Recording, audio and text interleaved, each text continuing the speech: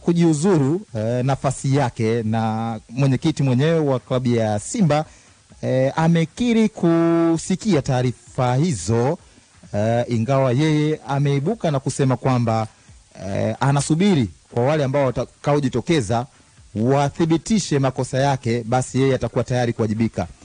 Mangungu amezungumza hayo leo kunako Sports Extra Clouds FM, lakini kwanza anasema kwa nyakati kama hizi, baada ya kupoteza kile ambacho walikuwa wamenuia kukifanya msimu huu, basi wanahitaji kuketi chini na kufanya tathmini, na hawawezi, ama yeye kama yeye mwenyekiti wa club haiko tayari kujibia kile ambacho kinaulizwa, lakini kwanza wanapaswa kuketi chini na kufanya tathmini kwa kile walichokifanya kwa msimu uliomalizika. Unajua sasa hivi tumemaliza mashindano, kwa maana kwamba mashindano yote tulioshiriki kuanzia mwanzo wa msimu mpaka mwisho wa msimu tumefika mwisho. Ndio. Ambayo tumefanikiwa, tumecheza nusu finali, tumecheza finali, tumecheza kwenye ligi tumeishia nafasi ya pili. Tulikuwa na matumaini makubwa ya kuweza kufanikiwa. Yapo makosa ambayo yamejitokeza, inaweza kawa ni ya makusudi au ya bahati mbaya, lakini yametupelekea kufika mwisho wa matokeo haya. Kawaida ya mpira ni ongoing process, kwa maana kwamba tumemaliza hatua hiyo, tunaangalia namna ya kujipanga kwenye msimu unaofuata na kuona kwamba mapungufu yaliyojitokeza. Sasa kauli hiyo haiwezi kutolewa kwa uharaka huu ambao unatakiwa kufanyika, kwa sababu ni jambo ambalo linatakiwa ifanyike tathmini na kuona maeneo ambayo yana mapungufu na marekebisho na hatua ambazo zimekusudiwa kuchukuliwa. Ndio.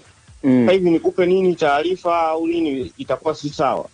Sawa. Lakini kwa hiki kinachoendelea, kwa ufupi, labda baadhi ya mashabiki wengine wakiwa wakishinikiza labda Mangungu nafasi yake labda mwachie mtu mwingine aweze ku-experience kitu kingine tofauti, ili aje mtu mwingine labda akiwa na mawazo tofauti. Kauli kama hizi unaziona, na labda una kitu gani cha kusema? Mtu aina hiyo kwanza aseme kile ambacho mimi nimekosea. Ndio. Kwanza aseme kile ambacho nimekikosea, alafu aniambie kwa makosa haya basi wewe unatakiwa kufanya hivi. Kwa sababu watu hawa timu inapofanya vizuri wao wanakuwa wako kimya. Hawapongezi, hawashangilii, wala hawalaumu, wala hawafanyi chochote, wanakuwa kimya. Timu ikifanya vibaya wanainuka. Kwa hiyo bado wana misingi kuamini kwenye siasa za uchaguzi. Kwa hiyo mimi siwezi kuwalaumu kwa sababu ndio mtazamo wao. Kwanza wapime, Simba ina uongozi, na unapozungumzia uongozi sio mtu mmoja, unazungumzia na maamuzi yote huwa tunayafanya kwa pamoja. Sasa labda pengine mimi jina langu linatamkika vizuri kwa ndio maana nimekuwa nikifanyiwa, lakini hilo sikatai, nakubali. Sawa, lakini ni kwa hakika ni kwamba Mangungu bado ataendelea kuwepo na ataendelea kuihudumia Simba kwa wakati huo. Mimi ninachoweza kujua tu ni kwamba mambo hayo ya tutafanya mkutano mkuu. Tutafanya mkutano mkuu.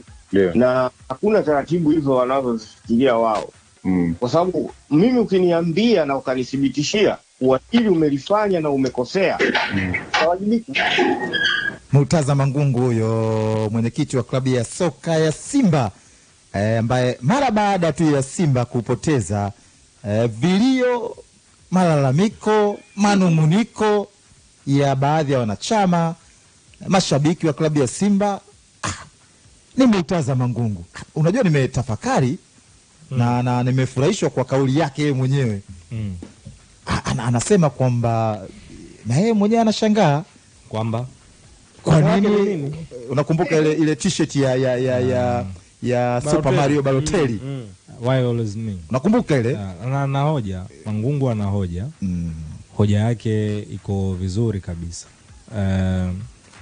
Ni kama tukiri wazi kwamba Simba Sports Club ikifanya vizuri, jina lake huwa litajwa mara chache sana. Huwa mzee Mangungu huwa anatajwa mara chache sana. When the team is doing good, wanaotajwa ni watu wengine. Mangungu huwa hatajwi na watu huwa hawamkumbuki kama yeye ndo mwenyekiti ambaye anawakilisha upande wa wanachama. Huo ni ukweli ambao haufichiki. Wakati pekee ambao Mangungu anakumbukwa kwamba ndo mwakilishi wa wanachama na mashabiki ni wakati ambao timu inafanya vibaya. Pale ndipo ambapo Mangungu atatolewa uvunguni, atawekwa juu. Kwamba Mangungu wewe ndo mwenyekiti, tuachie timu yetu, tuachie hivi bla bla, zinakuwa nyingi. Na maana ukimsikiliza vizuri mzee kuna hoja ambayo anajaribu kuitengeneza kwamba timu ikifanya vizuri wastajwi, wanatajwa watu wengine. Timu ikifanya vibaya mimi ndo natajwa. Lakini mnasahau Simba Sports Club ni taasisi ambayo ina maamuzi, ama ina watu ambao wanafanya maamuzi collectively, sio mtu mmoja. Maana yake ni kwamba kuna mwenyekiti wa bodi, kuna rais wa heshima, kuna mwenyekiti wa Simba Sports Club ambaye ni yeye mzee Murtaza, lakini bado kuna wajumbe wa bodi, kutoka upande wa wawekezaji na upande wa wanachama. Sawa. And yet kuna CEO, yet kuna scouts ambao tulitangaziwa. Kuna wakurugenzi wa idara mbalimbali ambao collectively wanatengeneza timu. Chombo ambacho kinafanya maamuzi ndani ya klabu ya soka ya Simba, kwa maana tuseme kama excom yao, kama ni bodi ya wakurugenzi, ambapo within the board kwa katiba iliyopo mzee Mangungu ni makamu mwenyekiti. Ni kama makamu mwenyekiti, ni mjumbe wa kawaida, lakini pia ni makamu mwenyekiti. While upande wa mwekezaji, mwenyekiti ni Mohamed Dewji ambaye ndio mwekezaji wa klabu ya soka ya Simba, ambaye alichukua kiti Salim Abdallah try again ambaye alijiuzulu. Kwa hiyo mimi nachoweza ukisema ni kwamba kama ataanza kulaumiwa Mangungu, kama ataanza kulaumiwa sijui Magori, sijui kama ataanza kulaumiwa sijui kocha, maana yake ni kwamba mashabiki na wanachama bado hawajui wanachokihitaji, wala hawajui tatizo lao ni nini. Hapo Farhani, possibly mwenyekiti kutoka upande wa wanachama anawakilisha wanachama ambao ni wengi, ambao ndio wenye mali, ndio wenye klabu yao. Nakuelewa. Inawezekana kwamba kuna either, sababu unajua ni mtu anayepatikana kupitia uchaguzi. Nakuelewa. Na chaguzi unajua kuna kuwa na ABC, yani unajua hapa na pale, understand. So labda kuna maybe, kwa sababu kulikuwa na, tunakumbuka alikuwa mzee wetu Swedi Mkwabi. Swedi aliondoka na kuna baadhi ya maneno yalizungumzwa, lakini yeye akasema chochote. Yeye alijiuzuru. Inatajwa kwamba ndani ya bodi upande wa wanachama wengi wanakuwa hawana say ndani ya bodi. Na ndio maana nikasema kwamba kuna vitu ambavyo kwenye klabu ya soka ya Simba havipo sawa. Umeelewa vizuri? Kuna vitu vingi sana ndani ya Simba havipo sawa. Mchakato ulikofikia mpaka hivi sasa, pale ambapo klabu ipo, transformation ambayo inasuasua, kuna vitu vingi ambavyo havipo sawa. Sasa ndio maana nikasema kwamba Mangungu anaweza kawa na matatizo yake, lakini ni sehemu ndogo sana katika yale matatizo makubwa ambayo yapo ndani ya klabu ya soka ya Simba. Kwa nini? Kwa sababu upande wa wanachama, kuna siku tuliulizana hapa, Simba haidaili wanachama wapya. Yani hakuna mtu ambaye anapewa kadi ya wanachama wa Simba kwa sasa hivi. Umeelewa vizuri kampista? Meaning kwamba wanachama ni binadamu, wanafariki, sawa? Manake wanapungua. Klabu haidaili wanachama wapya. Kudaili wanachama wapya manake unaiongezea mfuko, ama unaongeza nguvu kwa upande wa wanachama. Kama udaili wanachama ni sehemu moja hapo kwamba club haipati kitu kupitia kwa members. Na hawa ambao waliopo, je, wanalipia kadi? Ili upande wa wanachama uwe na nguvu. Manake tutaulizana, mna contribute kitu gani kwenye budget ya klabu ya soka ya Simba kwa msimu mzima? Mtu atakwambia brand yetu hii hapa ya Simba Sports Club. Lakini analysis tunafanya, mna wanachama wangapi? Sababu ni sehemu moja hapo, hata kwenye transformation unavyoifanya, idadi ya wanachama nao wangapi? Sasa mzee wangu Mangungu anaongoza upande ambao ni bubu. Bubu kwa nini? Kwa sababu ni upande ambao ni dormant. Sure. Hauongezeki bali unapungua kwa sababu udaili wanachama.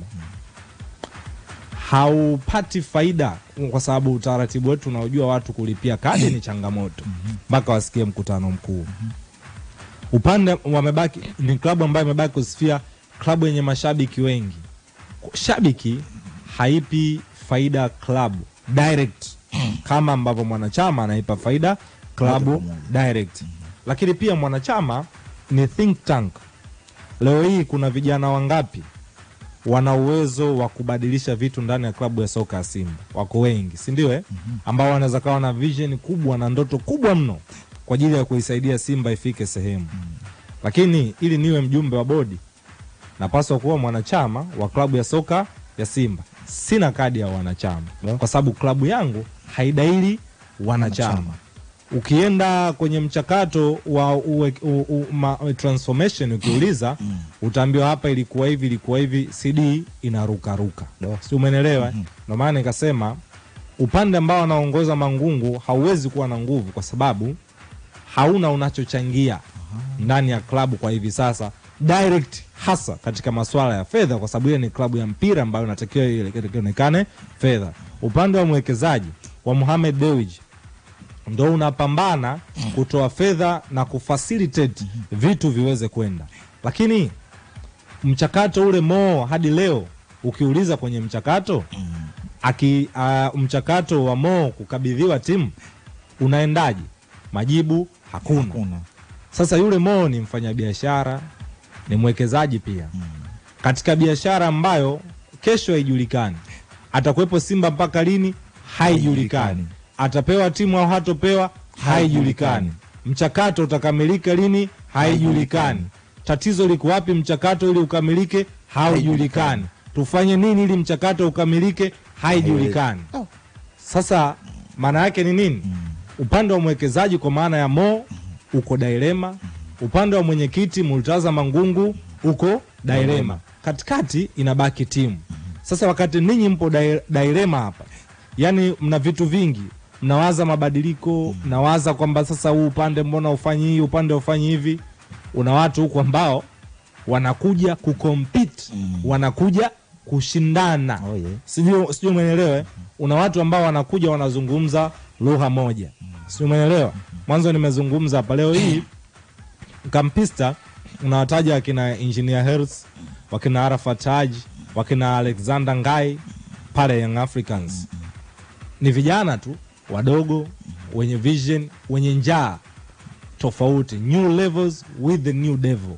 Yani hatua mpya na ushetani mpya ambao unakuja kwamba kesho nataka nishinde tena. Kesho kutu nataka nishinde tena. Kwa sababu ni vijana ambao wako pale kwa ajili ya kuandika historia. Lakini hawa vijana wamepatikanaje? Yani revamp ya kutoka Dr. Mshindo Msola na kina Frederick Lugano Mwakalebela, kina Imani Madega marehemu kama sikosei. Sure. Marehemu Imani Madega. Ile transformation yao mpaka kufikia hawa vijana.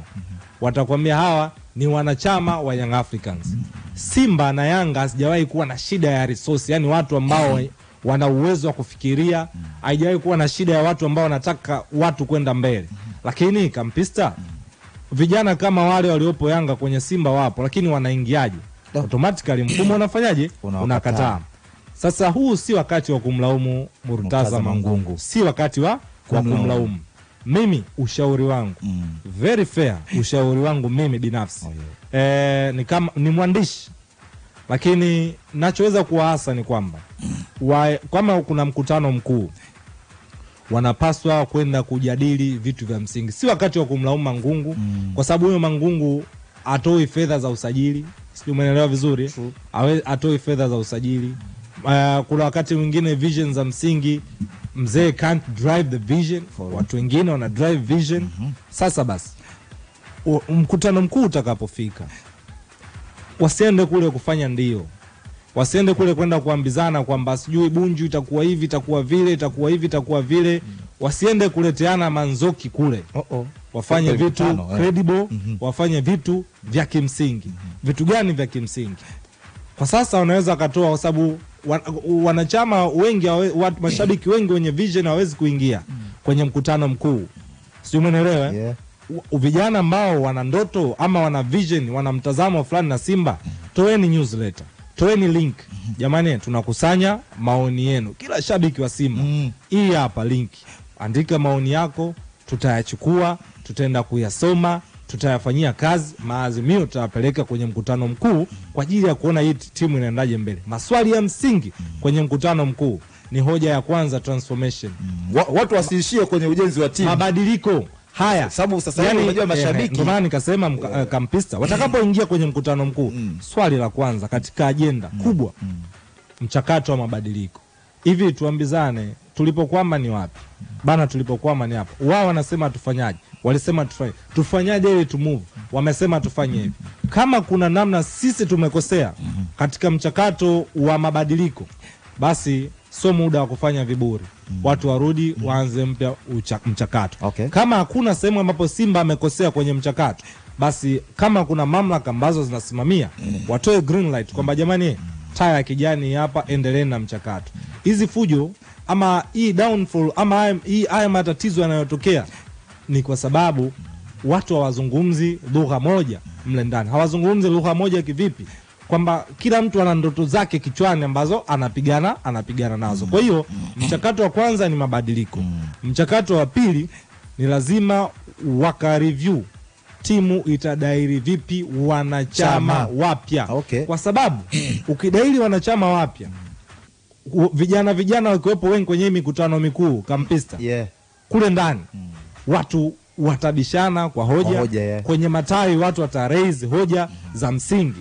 Kwa sababu sasa hivi ukisema Mangungu toka madarakani, sio mwanachama, wewe ni mpiga kelele. Napiga kelele. Yaani wewe unasema atoke kama nani? Okay, tutarejea. Una hoja ya kumwambia Mangungu atoke. Una hoja ya kusema Mo tuachie timu yetu kama nani? Kama shabiki una nguvu gani? Mwenye nguvu, mwenye maamuzi, mwenye kupitisha ajenda ni mwanachama. Kwa hiyo kwangu mimi Simba ina malizo mengi makubwa, sio Mangungu. Ni mfumo uliopo pale. Kuna vitu vingi ambavyo vinafichwa ambavyo wenyewe ukiuliza watu wanaruka huku wanatokea kule. Nadhani mchakato huu ukikamilika, mfumo ukikaa sawa, mabadiliko yakifanyika, mgawanyo ukiwa sawa, mwenyekiti ajulikane nani upande wa mwanachama na nguvu kiasi gani, trust me, hii timu itaenda itatulia, watafanya vitu vikubwa sana. Hii sasa hivi sumuona ilivyosheki hivi. Kilichotokea hichi kipigo cha jana na sasa mapoteza ubingwa. Upepo unaweza ukaendelea kusumbua mpaka kwenye usajili, mpaka msimu unaanza. Upepo utakuwa huu, watu watakuwa wanaendelea kupepesuka. Sasa si wakati wa kunyoshiana vidole, si wakati wa kupigizana kelele.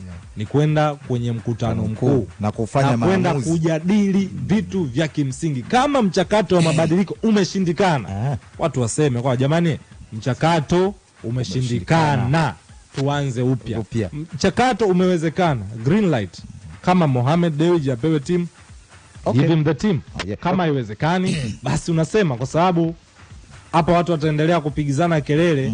Mwenye tatizo anajulikana, lakini kuna mtu anajificha kwenye kivuli cha mwingine. Sawa, Master ametulia na kalamu na karatasi, naye akiwa na mtazamo wake, ingawa pamoja na hizi kelele binafsi. Master Tindwa, takaporejea uniambie tunatamba naye. Unasemaje?